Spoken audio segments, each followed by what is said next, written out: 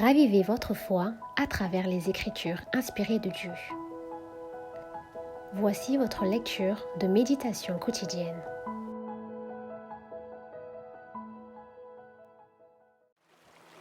Celui qui cache ses transgressions ne prospère point, mais celui qui les avoue et les délaisse obtient miséricorde. Proverbe 28, 13. Les conditions auxquelles Dieu accorde sa miséricorde sont simples, justes et raisonnables. Le Seigneur ne demande pas de nous des choses pénibles en retour du pardon de nos péchés. Il n'est pas nécessaire d'entreprendre de longs et durs pèlerinages ou de se soumettre à des mortifications pour gagner la sympathie du Dieu des cieux ou expier nos transgressions. Celui qui avoue et délaisse ses péchés obtient miséricorde. Confessez donc vos péchés les uns aux autres et priez les uns pour les autres, afin que vous soyez guéris, dit l'apôtre.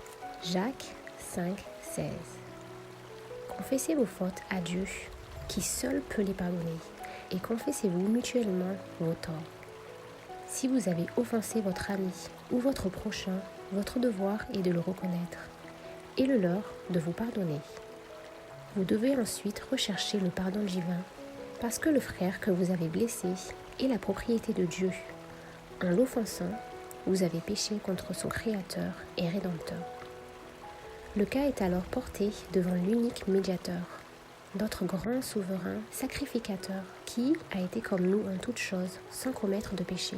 Voyez Hébreux 4, 15. Qui est touché du sentiment de nos infirmités et parfaitement à même de nous purifier de toute iniquité. Ceux qui ne sont pas humiliés devant Dieu en reconnaissant leurs péchés n'ont pas encore rempli la première condition de la réconciliation. Si nous n'avons pas confessé nos péchés d'un cœur contrit et rempli d'horreur à la pensée de nos iniquités, nous n'en avons jamais véritablement cherché le pardon.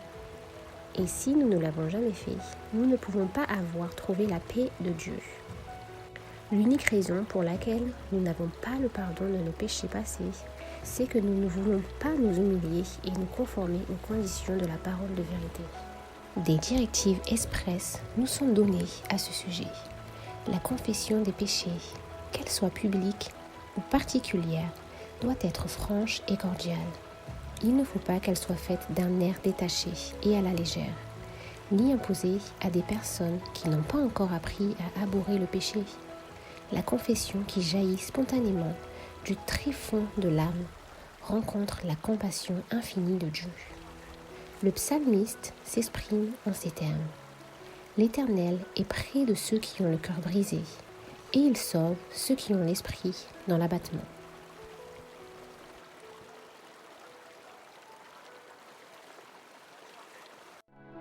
Merci pour votre écoute et rejoignez-nous demain pour la suite de notre lecture. Que Dieu vous bénisse.